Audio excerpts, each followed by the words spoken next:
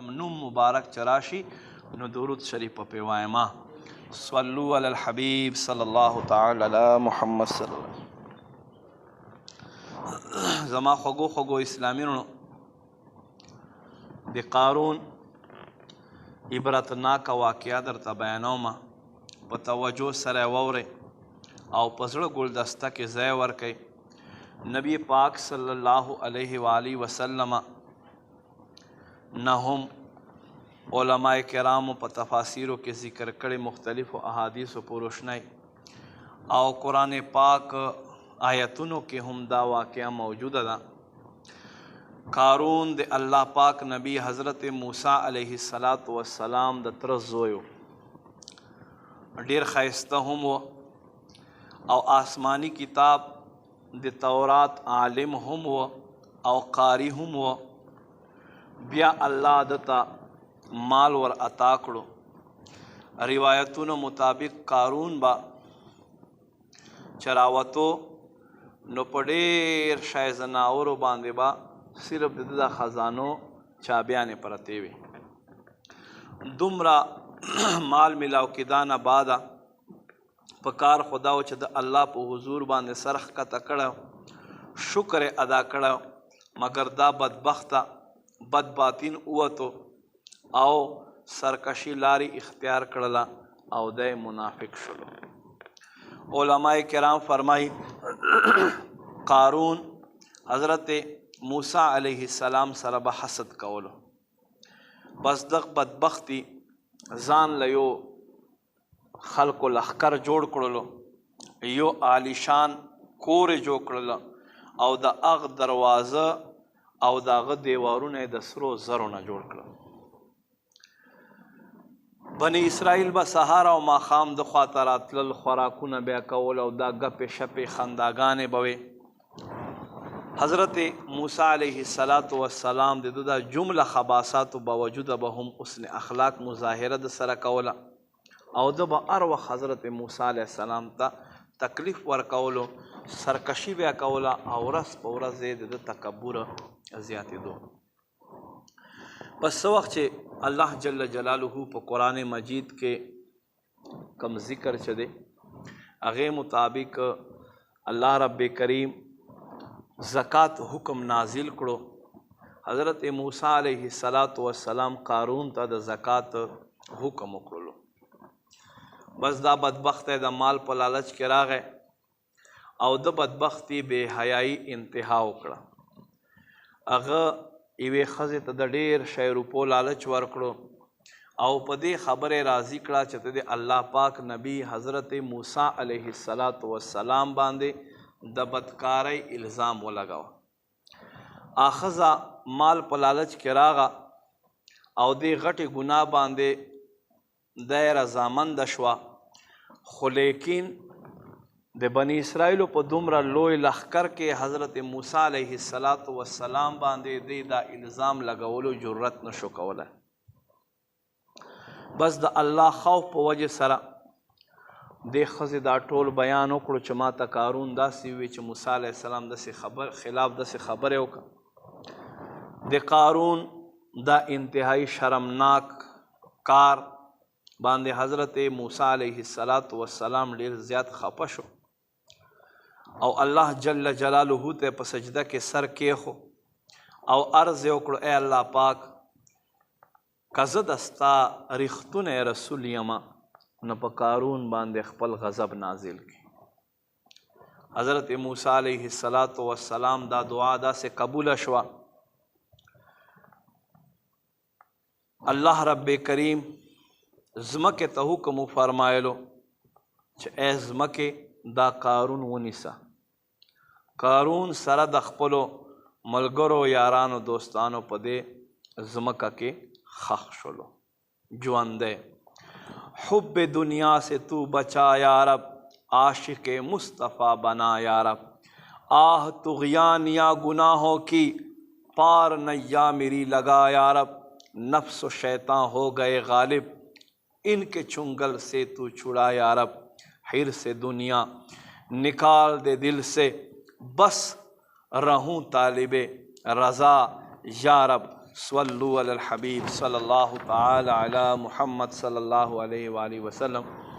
زما خوږو مسلمانانو ورونو، قرآن پاک کې په ډېر شی مقاماتو باندې د قارون دا عبرتناک واقعه الله ذکر کړي په شلمه سپاره سوره قصص آیت نمبر 76 تا 77 کې الله فرمایي ان قارون کان من قوم موسی، بشک قارون د موسی علیه السلام له قوم نو، فبغا علیهم پس د خپل قوم باندې زیاتوب وکړلو، وآتیناه من الکنوز مونږ د تور عطا کړو د خزانو نه، ما ان مفاتیحه لتنوء بالعصبة الى القوه، دومره خزانې وي چې دا یو غټ جماعت باندې هم درنې وي. اذ قال له قومه لا تفرح، هر هغه وخت چې بني اسرائیلو خلکو د قارون ته ووې فخر لوی مکوه، ان الله لا يحب الفرحین، بشک الله لوی کوونکی او خپل شیخی بیانونکی نه خوښوي. وابتغ فيما آتاك الله الدار الآخرة، او ته ولټه په هغه څه کې چې الله تعالی دا مال درکړی کور د آخرت، ولا تنس نصیبک من الدنیا، او ته دنیا کې خپل د آخرت طلب مه هېروه، واحسن کما احسن الله الیک، او ته هم دقه شانتې ښېګړه وکړه چې څنګه الله تا سره ښېګړه کړې، دا مه هېروه. ولا تبغي الفساد فی الارض، او ته په ځمکه کې فساد مه کوه، ان الله لا يحب المفسدین، بشک الله فسادیان نه خوښوي. دا 5 نصیحتونه په سوره قصص کې د بني اسرائیلو نیکانو الله ذکر کړي دي چې دا 5 نصیحتونه د بني اسرائیلو نیکانو دته وکړل، خو ای کاش کچېرته د په نصیحتونو باندې عمل کړی دی به بچ شوی، مګر د بدبختي په زړه باندې د ګناهو توروالو بس د دغه بد انجام راغلی او د نیک مسلمانانو نصیحتونه د سنجیده وانه خیستل. څومره ښه نصیحتونه ورته وکړل، خو بیا هم دا بدبخت سرکشه شو او د ده سرکشي تلا تر دې پورې چې حضرت موسی علیه السلام په شان کې ګستاخي وکړله او الله ژوندی په ځمکه کې ښخ کړلو او تر قیامت ورځې پورې خلکو دپاره باعث عبرت وګرځولو. زما خوږو اسلامیانو، 5 نصیحتونه بالخصوص مونږ دپاره هم دي، بالخصوص مالدار خلکو دپاره هم دي چې هغه له دې نه نصیحت حاصل کړي. قارون ته اولنی نصیحت دی بني اسرائیلو دا وکړو لا تفرح ان الله لا يحب الفرحین، ته لوی مکوه، تکبر مکوه، بشک الله تکبر کوونکی لوی کوونکی نه خوښوي. یعنی اے قارون، الله جل جلاله تا ته مال درکړو، په دې مال باندې فخر او تکبر کول او خپل شیخی بیانول، بشک الله پاک تکبر کوونکی نه خوښوي. خوږو اسلامیانو، دلته یوه خبر په ذهن کې کېنوئ، نعمت چې میلاو شي، دلته لفظ د خوشحالۍ ذکر شوی دی، نو دا خوشحالي په 2 قسمه دی. یوه هغه ده چې د خپل ځان له وجې نه دا یو نعمت سمجاو کوي او ځان لوی حسابوي، دې له وجې نه خوشحالي کوي، نو داسې خوشحالي حرامه ده. دویمه هغه خوشحالي چې الله تعالی څه درکړه، نعمت ته میلاو شلو او هغې په شکرانه کې ته الله جل جلاله ته په جذباتو کې راشي او وایي چې خدای ما غوندې یو کمزوری، ما غوندې یو عاجز، ما غوندې یو ناتوا باندې تا دومره غټ انعام وکړلو. نو یاده وساتئ چې په دې سره دا خوشحالي په خپله کول، نورو سره تقسیمول، او په دې کې بیا خپل مال خرڅ کول، دینی محفل سجاو کول، نیک کارونه کول. بهرحال دا څومره معاملات چې دي دا چې په داسې نیت سره وي نو بیا په دې سره الله راضي کیږي او دا عبادت دی. الله فرمایي قل بفضل الله وبرحمته فبذلك فليفرحوا. 11 سپاره سورہ یونس آیت نمبر 58 کې الله فرمایي اے محبوب ته ورته فرمایا الله په فضل باندې او د ده په رحمت باندې تاسو خوشحالي مناو کړئ. اے عاشقان رسول مونږ ته پکار ده چې همیشه د پاره دا خبره په خپل زړه کې کینو او خپل عادت جوړ کو چې وړکوټي نه وړکوټي نعمت باندې یا غټ نه غټ نعمت کله هم مونږ ته میلاو شي مونږ د فخر او لویي او تکبر نه کوو، نه د خپله شیخي اخکو چې دا خو زما کمال دی، بلکې شکر په جذباتو کې مغلوب کېدا سره خپل سر خپل رب په حضور ښکته کو، د ده شکر ادا کو او شکر جذباتو سره خوشحالي مناو. وګورئ قارون ته مال میلاو شو دا د الله انعام، مګر دا بدبخت دی چې د فخر وکړو تکبر وکړلو او به طور تکبر خوشحالیانې کولې، نو هغې نتیجه دا ووته چې دا بدبخت دی سره د خپلې خزانې الله په ځمکه کې ښخ کړو. خوږو خوږو اسلامینو دا ډیره عبرتناکه واقعه بیان شوه. دغسې قرآن مجید کې الله رب کریم مونږ ته ډېر شی نصیحتونه کړي دي. یوه بله واقعه واورئ. 2 سړي دي بني اسرائیلو کې، یو کافر دی یو مسلمان دی. کافر مالدار او د خواته د کجورو 2 باغونه سوره کهف کې الله ذکر کړی دی او د انګورانو هغه څانګې راځوړند دی او ښکته ورلاندې پټي و 2 باغونه او دې 2 باغونو کې قسمه قسم د میوجاتو پیداوارو چې په دې کې کجورې هم وي، په دې کې کور انګوران هم و او ښکته پټي کې به هم فصل کولو او په دې کې بل الله انعام دا و چې قدرتي منځ کې نهر هم ورته تیر کړی. نو چې بل چا به په کال کې څومره فصل اخیستلو څومره میوه به اخیستله له هغه نه به 3 ګونه درته میلاو کېدلو. نو یوه ورځ دی د خپل باغ ته رادننه شو، دا ملګری له لاس نه نیولی دی، مسلمان په فخر په تکبر کې مبتلا دی او مسلمان ته دا دولتمند کافر وایي انا اکثر منک مالا و اعز نفرا، زه خو له تانه زیات مالداری هم یم او افراد و قوت په اعتبار سره هم زه ډېر زور لرمه. بس خپله لویي بیان کړه او بیا څه وایي ما اظن ان تبید هذه ابدا، زه دا نه ګمان کوم چې زما دا باغ به ختم شي فنا به شي.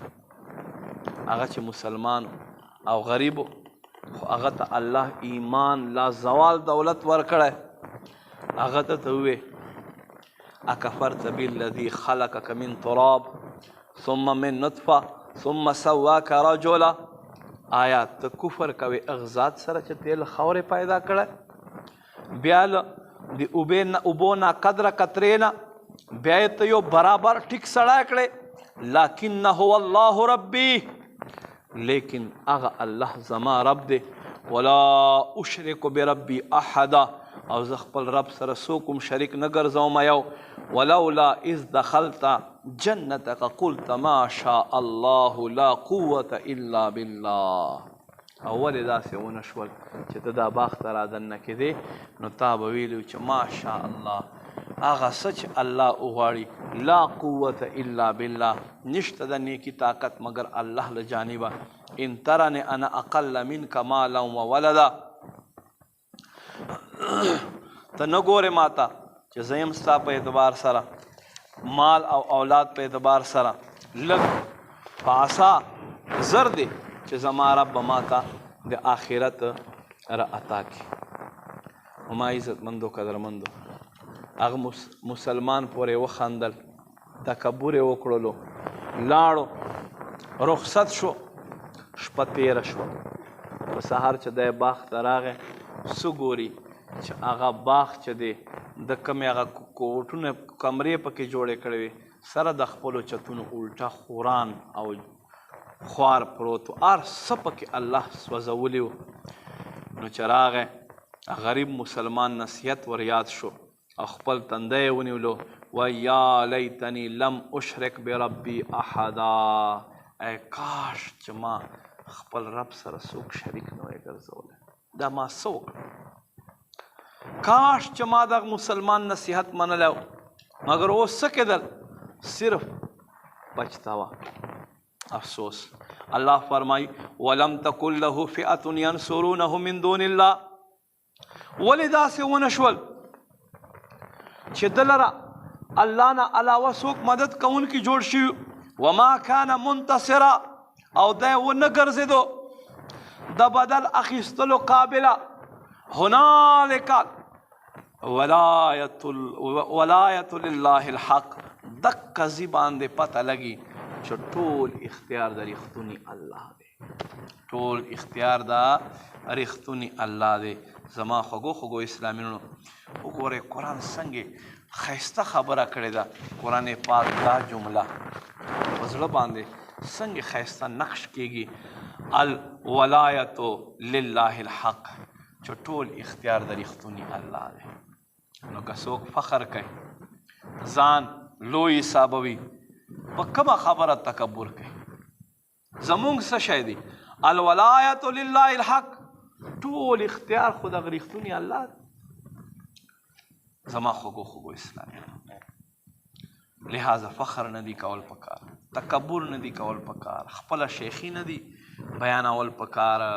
الله پاک مال عطا کړی دا دی د عطا، څوک غریب پیدا کړی دا دی د تقسیم دی، بس سرخ کته کول پکار دی.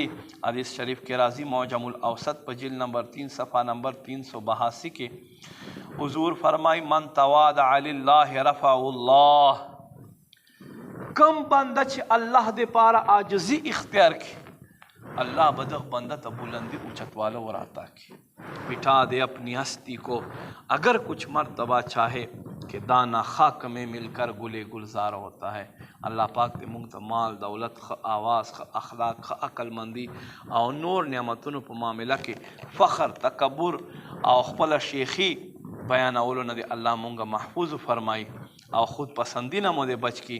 اللہ دے مونږ ته عاجزی اختیارولو توفیق نصیب کی. گناہوں سے مجھ کو بچا یا الہی، بری عادتیں بھی چھڑا یا الہی، مجھے مال و دولت کی آفت نے گھیرا بچا یا الہی، بچا یا الہی. نہ دے جاہ و وحشت نہ دولت کی کثرت، گدائے مدینہ بنا یا الہی. آمین بجاہ النبیین صلی اللہ علیہ وآلہ وسلم. صلو علی الحبیب صلی اللہ تعالی علی محمد. پنځه نصیحتونه د بنی اسرائیلو نیکو خلقو کارون ته کړي. دویم نصیحت څه شی و؟ دویم نصیحت کارون ته دا وکړلو وابتغی فیما آتاک الله الدار الاخره. اول دا چې فخر او لویی مه کوه. دویم دا چې تا ته کم مال الله درکړی هغې دپاره د خپل آخرت کور طلب وکړه، خپل آخرت پې ولټوه. دا څنګه ښایسته نصیحت و. ګوره مال دی، دولت دی، ښه آواز دی، ښه صحت دی، ځواني دی، دا ساګانې دا څه چې دي د رب ورکړه دی، نو په دې سره خپل آخرت طلب وکړه. راشئ واورئ د مسلمانو څلورم نمبر خلیفہ حضرت علی المرتضی شیر خدا کرم اللہ تعالی وجہ الکریم فرمائی خلقو آخرت را روان دے، دنیا روانه ده. نو په دې کې تاسو د کم یو کېږئ؟ د هغه کېږئ چې روانه دی که د هغه کېږئ چې را روان دی؟ های افسوس مونږ د دنیا طلبګاري چې دنیا رانه روانه دی، دنیا نه مونږ ځو. مونږ څه کوو؟ مونږ دنیا لټوو. مونږ خپل ځواني، خپل طاقت، خپل ذهانت، خپل سوچ، خپل صلاحیتونه، خپل مال دنیا دپاره نه بلکې مونږ ته پکار چې آخرت دپاره صرف کو.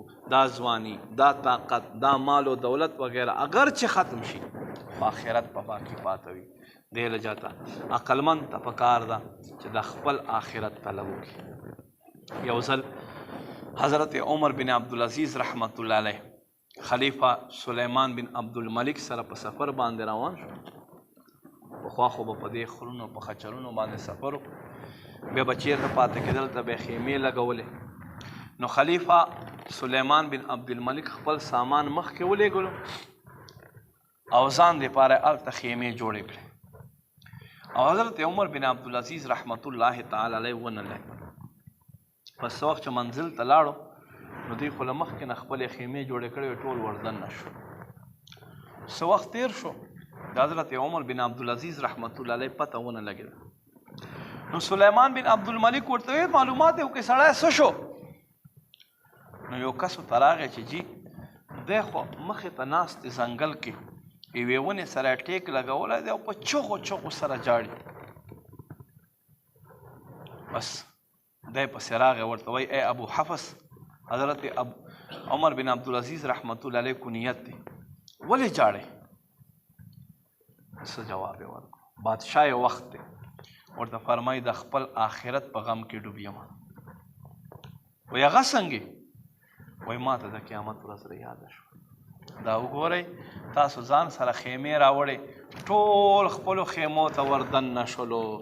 زه دا سوچ وړی یم چې که ما دلته خیمه چې څنګه را نه وړه دقسې مې خپل آخرت دپاره څه ونه وړل نو قیامت په ورځ چې چا عملونه راوړي هغه به رانه مخکې شي او موږ به داسې پاته شو. ہائے حسن عمل نہیں پلے حشر میں میرا ہوگا کیا یا رب، گرمی حشر پیاس کی شدت جام کوثر مجھے پلا یا رب، خوف دوزخ کا آہ رحمت ہو خاک طیبہ کا واسطہ یا رب، کر دے جنت میں تو جوار ان کا اپنے سگے اتار کو عطا یا رب، صلو علی الحبیب صلی اللہ تعالی علی محمد صلی اللہ علیہ وسلم. واقعی ما عزت مندو که دنیا دې کول او آخرت ته دې څه ونه وړل نو بیا حسرت دی. قرآن کې الله په سوره فجر کې فرمای یا لیتنی قدمت لحیاتی، ای کاش چې ما د آخرت ژوند دپاره خپله نیکي مخکې کړې وه. لہٰذا اوسم وقت دے، اوسم جن دے، اوسم خیستہ نصیحت دے.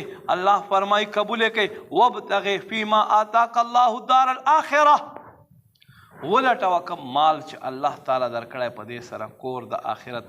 ای کاش چې موږ د خپل آخرت طلبګار سو. الله پاک موږ ته سر عطا کړي دي چې موږ په هغې سره د خپل دنیا په ځای باندې د آخرت طلب وکړو. یاد لرئ حضرت مالک بن دینار رحمت الله علیه یو غټ ولی الله تیر شوی دی. یو ورځ په یو ځای باندې تېرېدو څه ګوري چې یو نوجوان ولاړ دی او یو عالیشان کور جوړوي او مزدوران دړادړ لګیا دي. حضرت مالک بن دینار رحمت الله ته نږدې راغی، سلام یې ورته وکړو، خپل منځ کې تعارف وشو. نو نوجوان وپېژند چې دا خو د زمانې مشهور ولی الله ما خواته تشریف راوړو. حضرت مالک بن دینار رحمت الله علیه ډېر شی عزت یې ورکړلو. حضرت مالک بن دینار رحمت الله علیه ډېر په محبت سره تپوس وکړو، ای نوجوانه ته په دې کور باندې څومره خرچ کوې؟ په څومره روپو به تا دا کور جوړېږي؟ وایي 1,00,000 درهم. حضرت مالک بن دینار رحمت الله علیه وخندل او ورته فرمایي ای نوجوانه دا 1,00,000 دینار به ته ما ته رانه کړې چې دې په ځای باندې زه تا ته یو عالیشان محل ضمانت درکوم چې آب له دې ستا کور نه ښایسته او پایداره وي او هغه خاوره به د مشکو وي او د زعفرانو به وي، هغه به هېڅکله نه پرېوځي، بلکې تش محل به نه وي، خادمان به پکې او د سرو یاقوتو ګنبد انتهایی شاندار حسین خیمې به پکې او هغه محل به مستریانو نه جوړ کړی بلکې هغه به ما رب په یو کون سره تا ته جوړ کړی. هغه نوجوان وی صحیح ده جی ما ته د یوې شپې مهلت راکړئ. حضرت مالک بن دینار رحمت الله علیه ورته فرمایي ډېره بهتره. دې گفتگو نه بعده لاړو. حضرت مالک بن دینار رحمت الله علیه ټوله شپه په عبادت کې تېره کړه او دې نوجوان خیال یې کولو او د په حق کې دعا د خیر کوله. سحر شو، هغه نوجوان منډې راوهي، ډېر پرجوش دی، د ده استقبال یې وکړو او ورته وایي بس ما ته د ستا دا پرونی خبر را یاده شوه دا 1,00,000 درهم واخله د سپینو زرو چې کوم درهم د سپینو زرو وي دا یې زما مالو دا ما حاضر کړو خو دا قلم دی دا پاڼه دی راځه ما سره رسید ولیکه چې ما ته به آخرت کور میلاویږي حضرت مالک بن دینار رحمت الله علیه قلم واخیستلو پاڼه یې واخیستله او ده سره دا هغه ولیکلو دا رسید یې ولیکلو او بیا یې دې نوجوان ته حواله کړو او ماښام لا نه و شوی چې هغه 1,00,000 درهم چې و حضرت مالک بن دینار رحمت الله علیه هغه په غرباو کې تقسیم کړل د دې واقعې 40 ورځې لا نه وې تېرې شوې چې یو سحر کې حضرت مالک بن دینار رحمت الله علیه د جماعت په محراب کې یو کاغذ وکتلو چې اوچت یې کړو دا اکه رسید و چې دغه نوجوان ته لیکلی د ده په دې بل سایډ باندې یوه رڼا پرته وه په هغه باندې لیکل شوي وو څه لیکل شوي دي ای مالک بن دینار دا رسید تا ته الله له طرفه راغلی دی د ستاسو ضمانت مونږ قبول کړلو او هغه نوجوان ته د تا چې کم خیل کړي وو هغې نه 80 ګونه ذات مونږ ور عطا کړو حضرت مالک بن دینار رحمت الله علیه هغه رسید راواخیست او دې نوجوان کور ته منډه کړه پته ولګېده چې پرون ورځ دا نوجوان وفات شوی او دا رسید دوی ورسره ښخ کړی او بیا الله رب کریم په خپل قدرت کامله سره دته راولېږلو سبحان الله څه شان د اولیاء کرامو دی اولیاء کرامو کم اهمیت دی الله په بارګاه دوی ته څنګه عزت ملاو شوی حدیث پاک نه اندازه ولګوئ نبی پاک صلی الله علیه و آله وسلم فرمایي د الله پاک داسې بندگان دي هغه چې یو کار باندې قسم وخوري نو الله جل جلاله د هغوی قسم خامخا پوره کوي گفت او گفت الله بود گفت او گفت الله بود گرچه از حلقوم عبدالله بود الله دا شاعر فرمایي الله جل جلاله اولیاء و مهرباني متعلق چې ولی له خولې نه کومه خبر چې وځي هغه په حقیقت خبره وي دا داسې وي لکه د الله چې کوم گفت وي نو ما عزتمند حدیث پاک کې راځي نبی پاک صلی الله علیه و آله وسلم فرمایي مسلم شریف حدیث دی سړی وایي زما مال زما مال ای ابن آدم د ستا مال هغه چې تا وخوړلو تا فنا کړو تا په خپل ځان باندې استعمال کړو یا دې صدقہ کړو آخرت ته دې ولېږلو کر زمیں کے نیچے بھی جانے کی فکر کام جو کرنے ہیں کر لے آج بس اونچے اونچے یا تو بنوائے محل روشنی قبر کبھی سامان کر یو ځل نبی پاک صلی الله علیه و آله وسلم یو کور خواته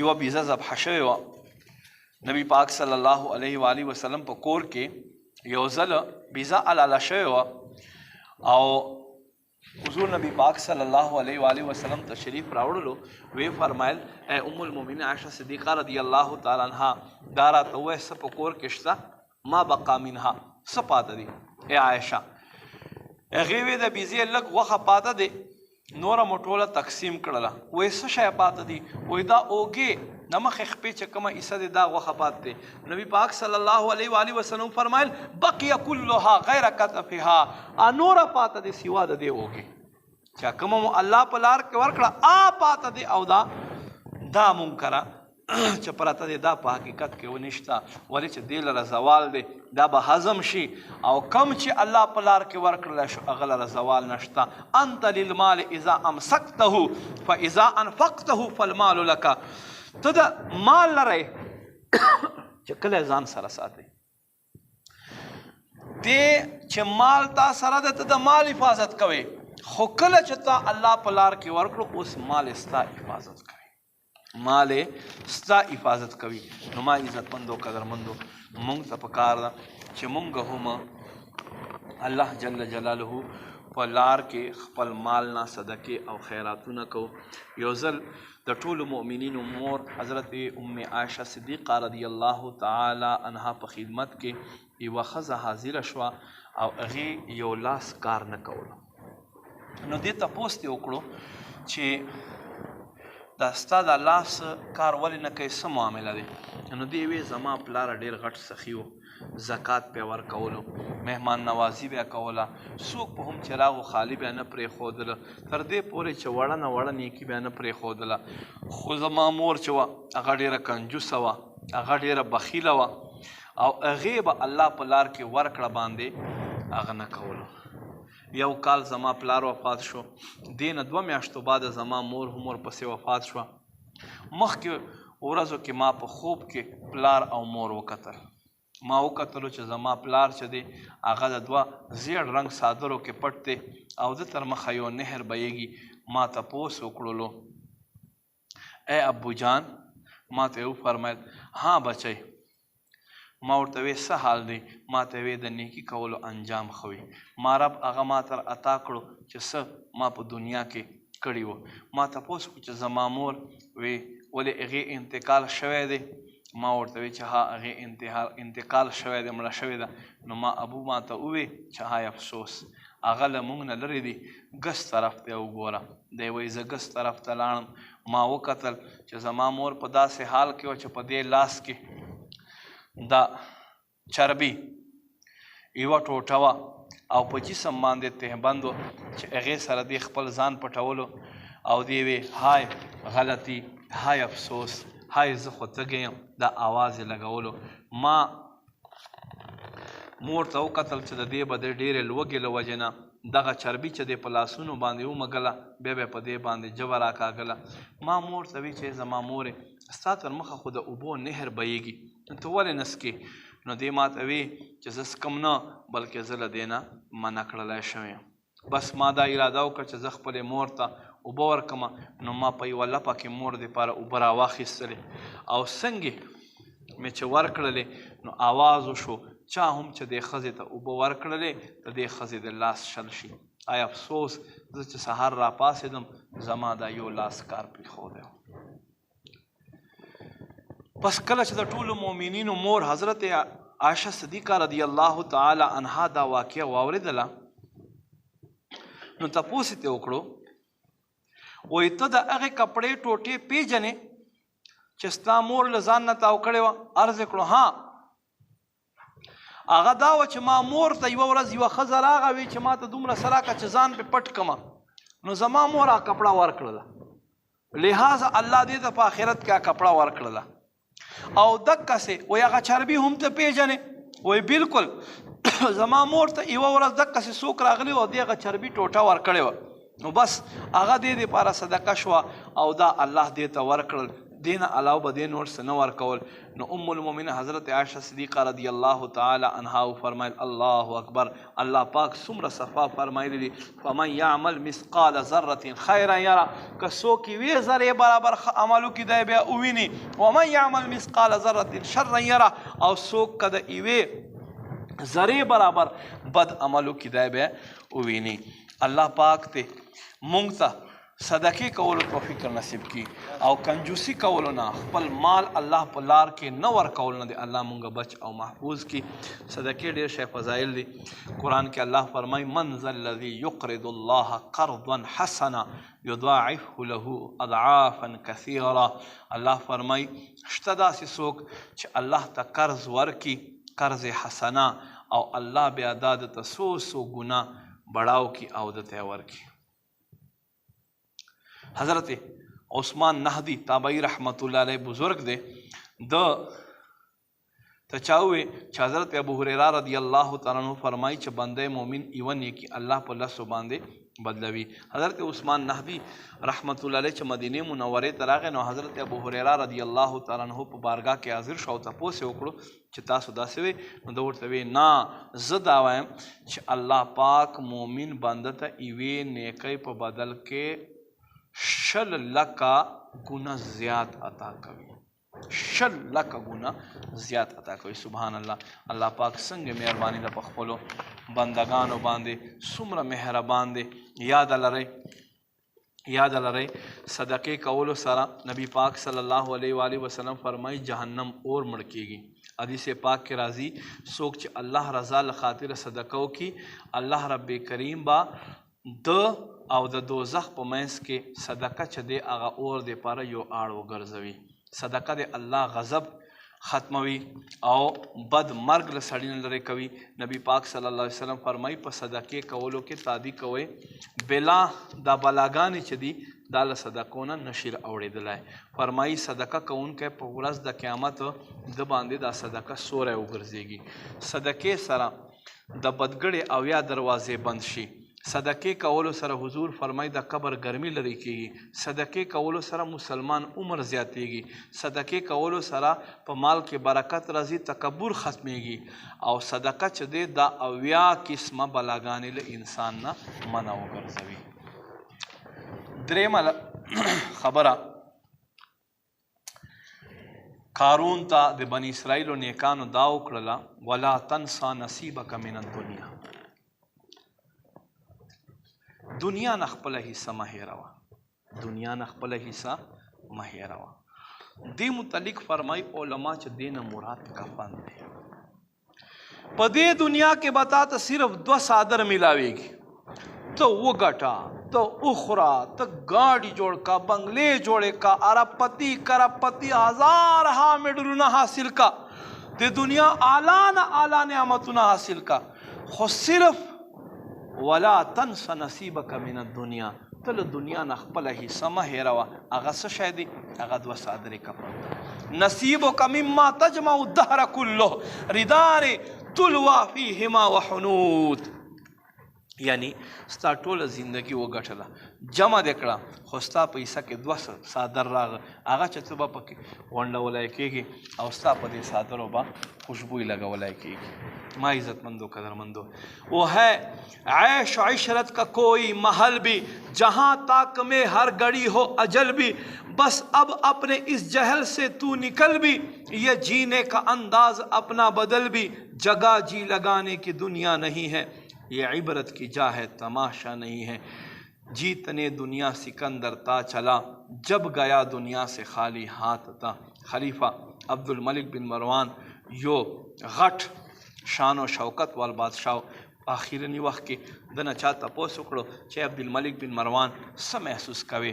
نو د وی ولقد جئتمونا فرادا کما خلقناکم اول مره وترکتم ما خولناکم وراء ظهورکم. یعنی الله فرمایي چې بېشکه تاسو ما خواته به یوازې راځئ څنګه چې ما یوازې پیدا کړې او ما مال او متا هر څه وروستو پرېښو هغه چې الله تا ته در عطا کړي، بس دا یې او دې نه بعد له دنیا نه لاړو. دقسې ما عزتمندو قدرمندو خلیفه هارون رشید هم مرګ په وخت باندې وی ما اغنا عني مالیه هلک عني سلطانیه. های های زما مال زما په کار رانغی او زما ټول زور لاړو. خلیفه معتصم غټ ظالم سخت زړه سړی اخیرني وخت کې په بستره باندې پروت و او وی لو علمت ان عمري هکذا قصیر ما فعلتو. ای کاش ای کاش کما ته پته وی چې زما دومره کم عمر دی نو ما به دا بادشاهي نه وکړې. بے وفا دنیا پہ مت کر اعتبار، تو اچانک موت کا ہوگا شکار، موت آ کر ہی رہے گی یاد رکھ، جان جا کر ہی رہے گی یاد رکھ. موت آئی پہلواں بھی چل دیے، خوبصورت نوجوان بھی چل دیے، تیری طاقت تیرا فن عہدہ تیرا، کچھ نہ کام آئے گا سرمایہ تیرا. گپ اندھیری قبر میں جب جائے گا، بے عمل بے بس بے انتہا گھبرائے گا، قبر میں تیرا کفن پڑ جائے گا، یاد رکھ نازک بدن پڑ جائے گا، کر لے توبہ رب کی رحمت ہے بڑی، قبر میں ورنہ سزا ہوگی کڑی. صلو علی الحبیب صلی اللہ تعالی علی محمد. ما خو خو اسلام قارون تا بنی اسرائیلو نیکانو سلورم نمبر نصیحت دا وکړو واحسن کما احسن الله الیک، او احسان کوه څنګه چې الله تا سره احسان کړی. یعنی الله څنګه چې پتا باندې احسان وکړو دقسې د ده له مال نه صدقه خیرات ورکوه، د غریبانو د مسکینانو د وږو خلکو خیال ساته، هغوی باندې احسان کوه. زما خوږو اسلامي په دې کې موږ دپاره هم څومره غټ نصیحت دی. سرکار اعظم رحمت الله علیه فرمایي انتم وکلاو علی هذه الاموال، تاسو د دې مال وکیلان یې. اوس چې وکیلان یې نو د الله حکمونو خیال ساتئ، زکات پکې ادا کړئ، فطرانه پکې ورکړئ، قسمونه مو کړي وي هغوی کفارې په خپل ژوندانه باندې ورکړئ، ستانه باندې بیا څوک نه ورکوي. ہو میرا کام غریبوں کی حمایت کرنا، درد مندوں سے ضعیفوں سے محبت کرنا، میرے اللہ برائی سے بچانا، مجھ کو نیک جو راہ ہو اس راہ پہ چلانا مجھ کو، آمین بجائے خاتم النبیین صلی اللہ علیہ وآلہ وسلم. صلو علی الحبیب صلی اللہ تعالی علی محمد صلی اللہ علیہ وآلہ وسلم.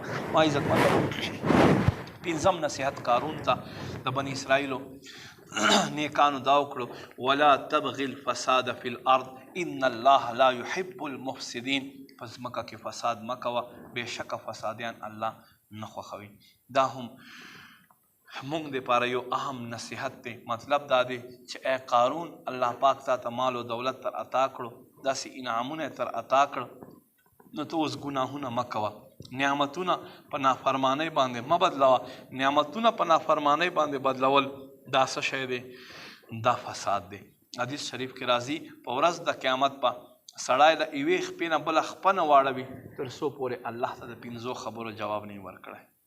اولنی به دا تپوس ترې کېږي چې ژوند دې څنګه تېر کړو، دویم ځواني دې څنګه تېره کړه، دریم مال دې د کومې خوا نه وګټلو، څلورم چېرته دې خرڅ کړو، او پنځم عمل د علم مطابق څومره وکړلو، تا څومره علم حاصل کړو. دلته غور مقام دی. نن سبا بې حسي عامه دی، حلال و حرام بالکل څوک فکر نه کوي، او بس دنیا چې راغونډه کړو، دنیا چې راغونډه کړو، دنیا چې راغونډه کړو. ما عزتمندو دا دنیا پاته دی، دا دنیا چا هم ځان سره ونړله. حب دنیا سے تو بچا یا رب، عاشق مصطفیٰ بنا یا رب، آہ طغیانیاں گناہوں کی پار نیا میری لگا یا رب، نفس و شیطان ہو گئے غالب ان کے چنگل سے تو چھڑا یا رب، ہر سے دنیا نکال دے دل سے بس رہوں طالب رضا یا رب. صلو علی الحبیب صلی اللہ تعالی علی محمد صلی اللہ علیہ وسلم. ما عزت مندو مونږ ته پکار دی چې دعوت اسلامی د خوشبودار ماحول سره مونږ خپله وابستګي اختیار کړو. ګورې سهار چې څنګه پاسو چې راځو نو آواز دې لګو، چا ته د ټلیفون کوو چې یاره راشه مسلمانه ما سره جمع مونځ ادا کا، بیا هغې نه بعده جومات کې لږ کینو، بیا کوشش کوو اشراق او چاشت پورې زمونږ ناسته جومات کې وشي. دا غټه سعادت مندي ده، غټه سعادت مندي ده. یاد لرئ چې څوک جماعت کې کینی او هغې نه بعده 2 رکعته اشراق نفل وکړي او 2 رکعته چاشت نفل وکړي، نو الله رب کریم به دغه سړي ته د حج او د عمرې ثواب ورعطا کړي. او چې کم سړی مالداره کېدل غواړي هغه ته پکار دی چې سهار د 12 رکعته چاشت نفل کوي، 2 رکعته اشراق، 12 رکعته چاشت، نو الله به په لږو ورځو کې دا انسان مالا مال وګرځوي. خو افسوس مونږ مسلمان خو بلې خواته روان یو. دقسې مونږ ته پکار دی که قرآن مو نه وي صحیح کړی، مونږ ته پکار دی چې خپل قرآن هم قاري صاحب سره کینو او خپله قرآن صحیح کو چې مونږ ته دین پته ولګي، دین نه ځان خبر کو، فرض مونځ ادا کو چې دا مونږ ته پته ولګي. نبی علیه السلام سنتونه ادا کو په شوق سره. حضور فرمای من احب سنتي فقد احبني، چا چې زما سنت سره محبت وکړو د ما سره محبت وکړو. ومن احبني کان معي فی الجنه، او چا چې بیا ما سره محبت وکړو دا په جنت کې ما سره وي. چا چې ما سنت سره محبت وکړو دغ ما سره محبت وکړو، او چا چې ما سره محبت وکړو دا په جنت کې ما سره وي. هر سړی دا غواړي چې زه حضور سره یم په جنت کې، نو بیا کوشش کوئ چې مونږ جنت وګټو. هغه به په څه باندې ګټو؟ د حضور په طریقو باندې. نو الحمدلله دعوت اسلامی ځای په ځای قافلې، مدني قافلې سفر کوي. زمونږ د فیضان مدین نه جمعې په ورځ قافلې سفر کوي، 3 ورځو قافله. سړی لاړ شي څه زده کړه پکې وکړي، دین متین متعلق څه پکې واوري. الله رب کریم د موږ ته عمل توفیق نصیب کړي. آمین بجاه النبی الامین صلی الله علیه و آله وسلم. صلو علی الحبیب صلی الله تعالی علی محمد صلی الله علیه و آله وسلم. بزرگان دین فرمائی څوک چې د جمعې په شپې د جمعې په ورځ دا درود شریف کم از کم یو ځل پابندۍ سره ووایي نو دته به مرګ په وخت باندې نبی پاک صلی الله علیه و آله وسلم زیارت نصیب کیږي او دی به ګوري چې نبی پاک صلی الله علیه و آله وسلم په خپل رحمت والو لاسونو سره د قبر ته ورښکته کوي.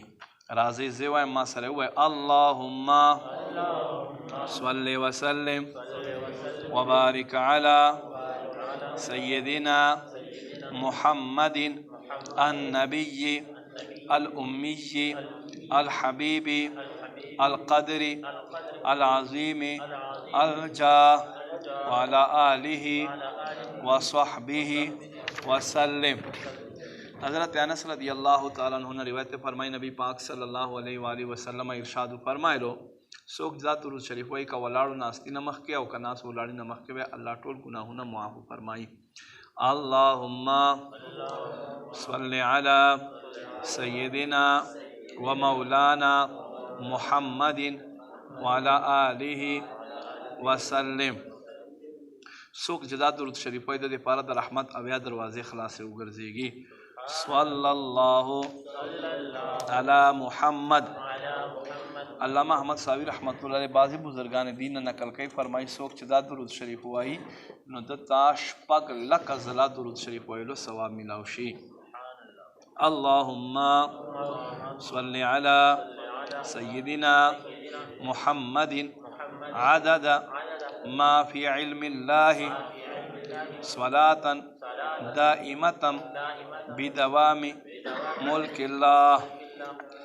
یو ځل نبی پاک صلی الله علیه و آله وسلم حضرت ابوبکر صدیق رضی الله تعالی عنہ سره تشریف فرماو. په دې کې یو بل صحابي راغی چې نبی علیه السلام خپل ځان او سیدنا صدیق اکبر رضی الله تعالی عنہ په منځ کې کېنولو. صحابه هم حیران شو چې دا کوم داسې خوش نصیبه صحابي دی چې حضور دومره مقام ورکړلو. چې لاړو تپوس یې وکړو نبی پاک صلی الله علیه و آله وسلم ورته وفرمایل چې دا په دې وجې سره چې دی په دغو ټکو په ما باندې درود شریف وایي نو راځئ چې تا او ما ته هم الله د خپل محبوب قرب نصیب کړي.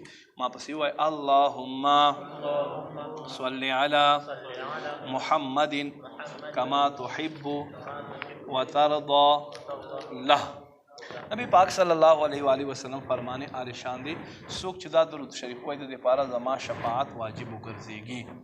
اللهم صل علی محمد وانزله المقعد المقرب عندك یوم القیامة. حضرت ابن عباس رضی اللہ تعالیٰ عنہ نے روایت فرمائی نبی پاک صلی اللہ علیہ وآلہ وسلم فرمائی څوک چې دا وایي د دې لپاره اویا فرشتې یو زر ورځو پورې نیکیانې لیکي. جزا الله عنا محمدا ما هو اهله. نبی پاک صلی اللہ علیہ وآلہ وسلم فرمان مبارک ته فرمائی څوک چې دا دعا په کومه شپه ووایي گویا کې دته شب قدر ملاو شوه. لا الہ الا اللہ الحلیم الکریم سبحان اللہ رب السماوات السبع ورب العرش العظیم. لا الہ الا اللہ الحلیم الکریم سبحان اللہ رب السماوات السبع ورب العرش العظیم. لا الہ الا اللہ الحلیم الکریم سبحان اللہ رب السماوات السبع ورب العرش العظیم. صلو علی الحبیب صلی اللہ تعالی علی محمد صلی اللہ علیہ وآلہ وسلم. انشاءاللہ اس پر ذکر ہوئی.